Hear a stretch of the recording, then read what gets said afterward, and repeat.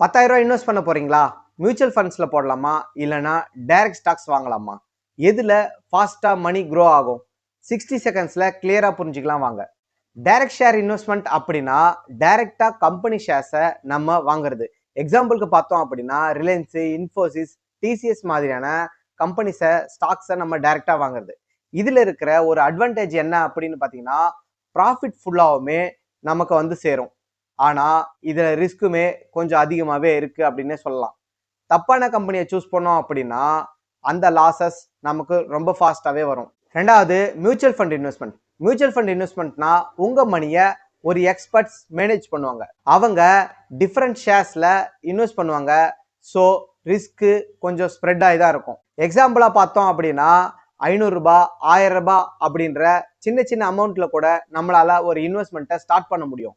புதுசா ஷேர் மார்க்கெட்டுக்கு வர்ற பிகினர்ஸ்க்கு இது ஒரு நல்ல ஆப்ஷன் அப்படின்னு சொல்லலாம். ஒரு பெஸ்ட் ஸ்ட்ராட்டஜி என்ன அப்படின்னு பார்த்தீங்கன்னா ரெண்டையுமே மிக்ஸ் பண்ணி இன்வெஸ்ட் பண்றது தான்.